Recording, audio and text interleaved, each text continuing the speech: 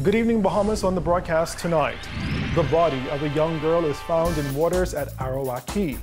Plus, hear why union leaders say the Progressive Liberal Party lost the general election in the way in which it did. And Atlantis teams up to clean up.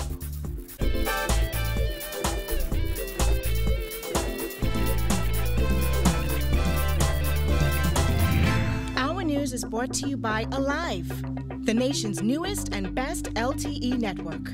Good to be alive.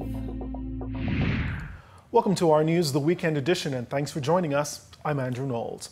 A family's worst fears confirmed this afternoon when the body of a young girl was found in waters at Arawak. 7-year-old Elnora Bullard was reported missing yesterday evening following a family beach picnic. Today's tragic discovery came just 3 hours after the young girl's father made an emotional appeal to simply have his little girl back. We love our daughter dearly, and we miss her. And we want her back home. We want her back home. Jesus, bring her back now. I want my daughter home. I want her home. I want my daughter. It was a heartbreaking appeal from Livingston Bullard, the father of missing 7-year-old Elnora Bullard. But only 3 hours later, after making his emotional plea, the search to find his daughter came to a sad and tragic end, when a body believed to be that of the little girl was found in waters at Arawak around 1 p.m. The body was retrieved from the waters by an alert civilian and also assisted by a Defense Force officer. They were brought to shore. The body was pronounced dead by EMS personnel. We will continue our investigation into this matter. Once the body was found this afternoon, several videos made the rounds on social media as her body was brought to the shore. Bullard was reported missing yesterday evening following a beach picnic at Long Wharf Beach. Police immediately launched an active search and rescue in the area. Marines from the Defense Force were also called in to assist by canvassing the waters last night, while divers from the Marine Support Unit were also lending their support. Assistant Commissioner of Police Stephen Dean used the opportunity while speaking with the press to urge parents to be responsible. We are pleading with members of the public to be responsible, particularly parents. Be responsible. The responsibility of your children is not the responsibility of the state, the police, or anybody else. You cannot transfer that responsibility. That responsibility is an awesome one entrusted unto you, and you must take responsibility to be sure that you know where your child is at all times, that they're in the care of a responsible person. And as families flock to the beaches this holiday weekend and even into the summer months, Dean is making an appeal to parents and guardians to continuously pay attention to their children. Young children full of energy, they're excited, they want to explore, they want to experiment. So we are asking you parents to please pay attention to your children. You must know. And if you come to these beach picnics, while you're having a good time with music and dance and drinks, you must do periodical checks, a checklist of your children that you know where your children are.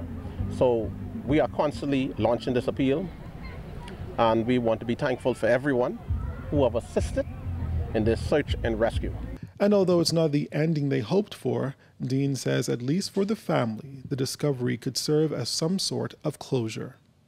Meantime, an American visitor is in serious condition in hospital following a shark attack yesterday.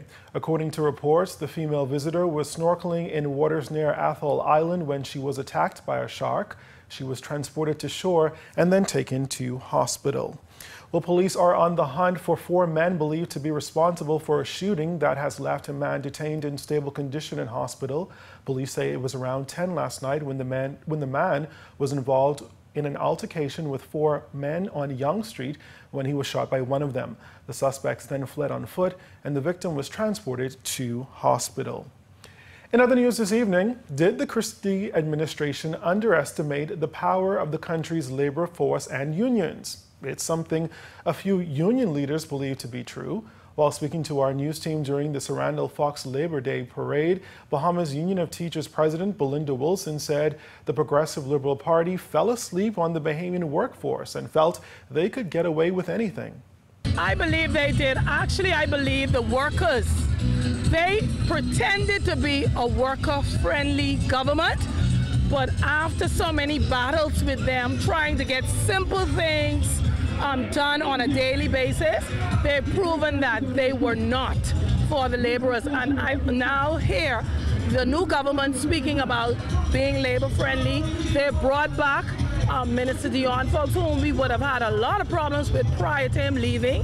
So I hope that he's back with a new attitude and knowing that it has to be a tripartite approach. It's the labor, it's the employer, it's the government. Bahamas Hotel Catering and Allied Workers Union President Nicole Martin says she too believes the former Christie administration took workers for granted, which probably explains the huge defeat at the polls on May 10th. Yeah, pretty much. I think they felt as if workers have short memory. You know, our memory may seem to be short, but it's not so short. And workers, we fight for the people they need to have in election. And so when you ignore us, you by extension have ignored the people. So I think there was an underestimation, and I hope it doesn't repeat itself.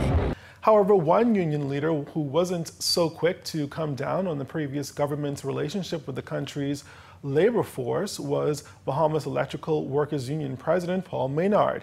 He said to an extent the PLP government was somewhat understanding to the needs of the labor force. To be truthful, I really never had a problem with the Christie administration when it came to labor.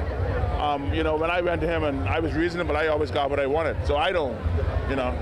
Well, despite the harsh criticisms of the union leaders towards the former Christie administration, leader of the current opposition, Philip Brave Davis, said the PLP will continue to support the rights of workers. Well, as you know, the labor movement was birthed by and through the PLP, or the PLP was birthed from the labor movement. And we cannot see this day at all to anyone. And so we are out here showing our support for labor and for the workers in this country. And as we say, this is the father of labor, Sir Randall Fox. And I'm a bit, I notice, troubling that they're not recognizing it as the father of labor, Sir Randall Fox. And I think we need to lift him up at this time as well.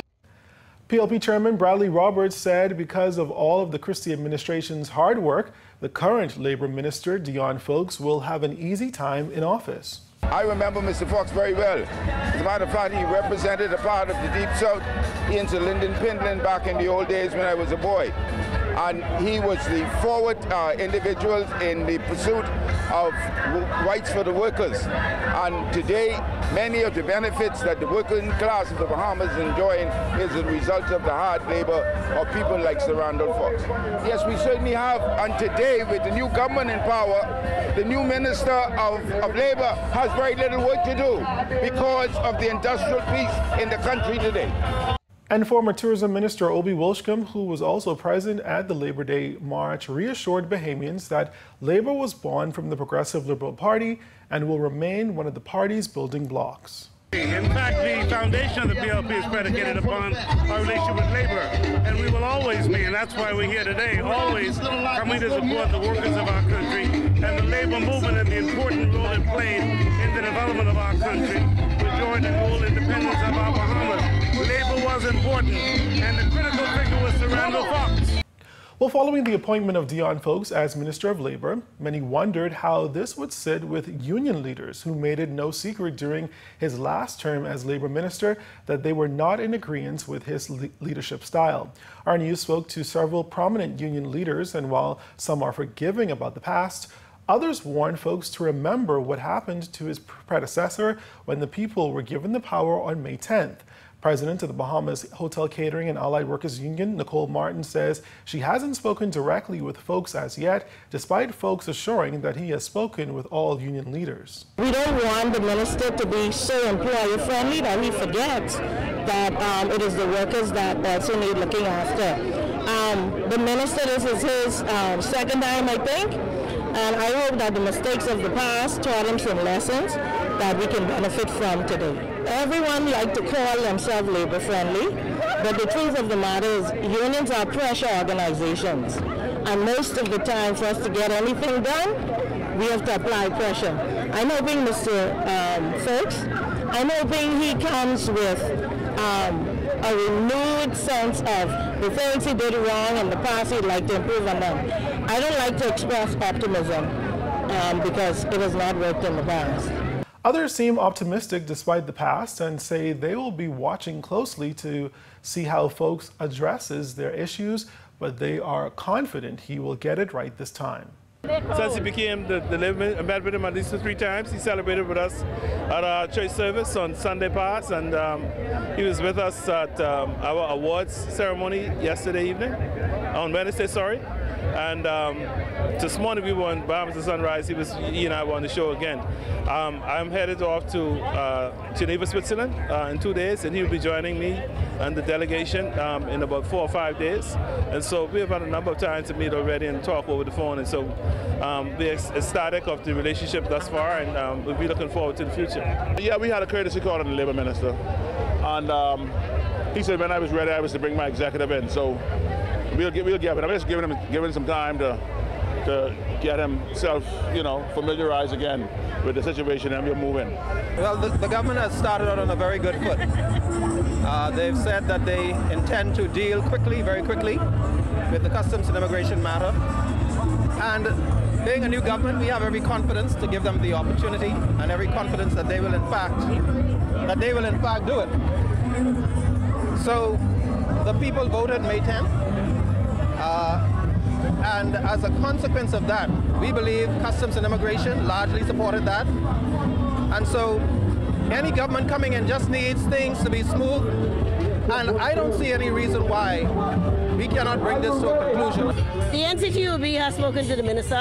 Well, of course, I mean, we've had some interaction. But we will be meeting with him and moving forward more and discussing the trade union movement and plans for the trade union movement moving forward.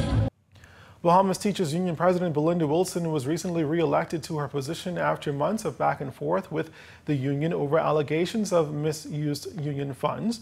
Wilson made her feelings about the former Minister of Education, Jerome Fitzgerald, no secret and admitted she was happy to see him go during Friday's Labor Day March. Wilson says she's looking forward to working with Folks as long as he remembers that teachers come first. I look forward to working with the new minister and the new government, but I want to let them know that teachers are always first with me. And we'll take a break here, but still ahead tonight. With the amount of business leaders now serving in Parliament, will it have some positive impact on the private sector relations? That story and more when our news returns.